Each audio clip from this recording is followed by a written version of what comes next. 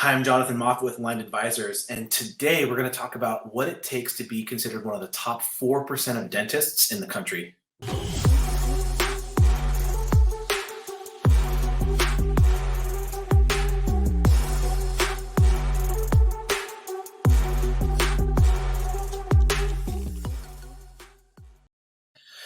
All right, so I just got done with one of my favorite conversations that we have with clients, and that is our clients' progress meetings.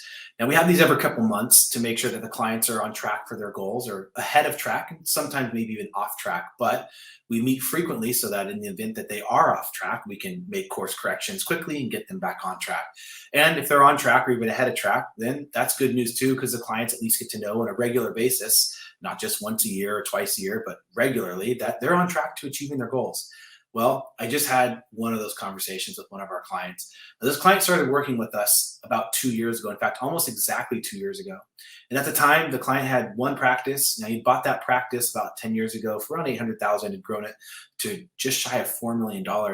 And he was just telling me at the time, again, this is 2 years ago when they first started working with us, just how talking about how burned out he was, talking about how he just was feeling stretched in a bunch of different directions, didn't feel like he had a lot of time for his family, and was really spending a lot of time in the practice in the day to day.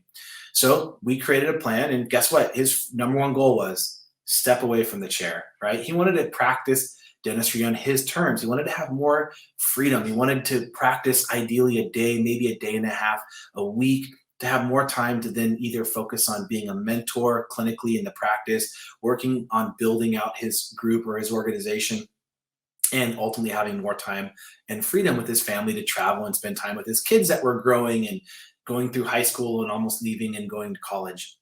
So we put a plan in place, and the first thing we did was we set up a management company for him. He started taking a management fee. He started building out his management team. Then about a year ago, he purchased a second practice. We helped him look at a couple different practices, do an evaluation. We did a 2 year projection on the practice that he ultimately ended up buying. And one of the cool things that we actually just touched on in our meeting was how in the 2 year projection, we had said that he was going to be at, I think, doing around 1.5 million. He bought the practice for around 800,000, and we said, hey, in a year you'll probably do 1.5 million. Well, what was really cool is went back, looked at the projection, and he's actually on track to do $2.5 million out of that practice. Now, this isn't just happenstance, or it doesn't just happen by accident. This is what happens when you're considered to be one of the top 4% of dentists in the country, which those are the types of dentists we work with, are the top 4% of dentists. They act. They don't just buy and passive and kind of let things happen. They act. They create a plan. They implement that plan. They surround themselves with a team of experts that can help them implement and oversee the implementation of the plan. But they actually go out and they act and they do the work. And in this case, this client was no different. He immediately went in, he identified all the different revenue streams in the new practice that he was practicing that were maybe being referred out or being missed by the prior doctor. And he immediately started executing on those, which added a tremendous amount of profit. He hired associates, he trained those associates. He spent so much time in working on the practice and working on creating systems and processes so that will set him up down the road to be able to step back and be able to not be involved on the day-to-day operations of the group. He hired a consultant. He started to put together, again, the management team and the clinical team and training and spending time with his associates, training them how to do different procedures that he knew would help them, not only them do more dentistry, but help them diagnose cases that he knew he could then come in and do, which were more of those high-level cases. So after the meeting, I started thinking about this. What is it that makes our clients be considered what I would say in that category of the top 4% of dentists? And it really boils down to probably 3 or 4 things. Number one is they have a plan. Our clients take the time to put together a plan, a well thought out plan, not only a plan, but actionable plan that has specific action items that if they follow will move them closer towards achieving their goals. So in this meeting, we had an opportunity to review his plan, and his number one goal, like I said, was stepping away from the chair.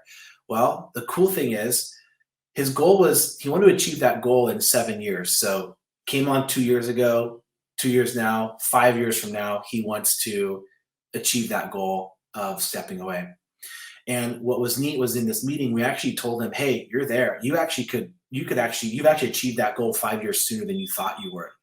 And what resulted in, because of his hard work and setting up the management company and taking the profits and the way that he's focused on really building his organization in a way that is very profitable, we actually said, you can stop practicing right now, and you'd have about $55,000-$60,000 a month coming in that you didn't even, without you even producing any dentistry.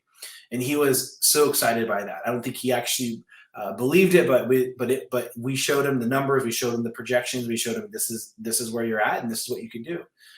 So have a plan. Number two is you implement the plan.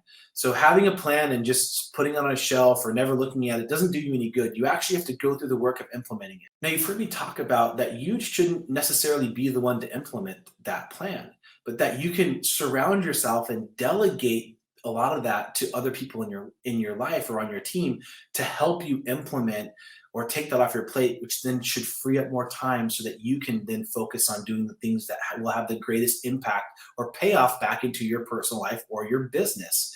And that's exactly what this specific client did.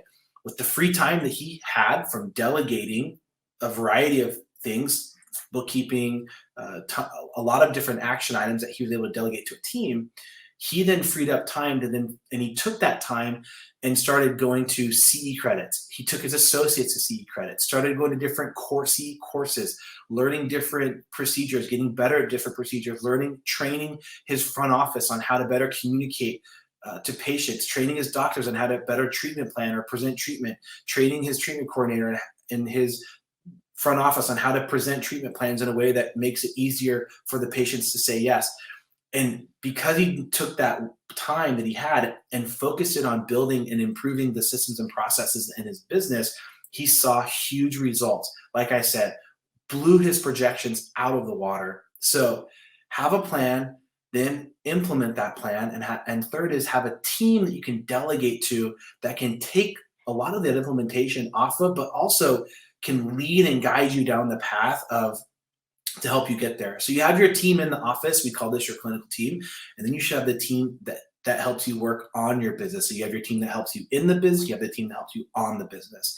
And the team that helps you on the business should also be taking things off of your plate. They should be guiding you and directing you. They should be able to put together and be familiar enough to put together projections, pro formas, help you understand this is where you are. And if you make these decisions, this is where that could lead you, or this is the path that you should follow in order to get you to where you want to be. And then follow their advice, right? So a lot of times what we'll see is in the doctors who aren't of the 4% group is they may have advisors, but a lot of times they may not follow that advice. Maybe they were burned in the past. Maybe they didn't have a good experience in the past. But surround yourself and follow the advice. And if you do that, you'll be considered to be in this elite category of the top 4% of dentists in the country. I hope this has been helpful. Hopefully you gained a few tidbits of knowledge. If you have any questions or you'd like to talk more about these concepts, please feel free to reach out to us. Thanks again for watching, and we'll talk to you soon. Bye.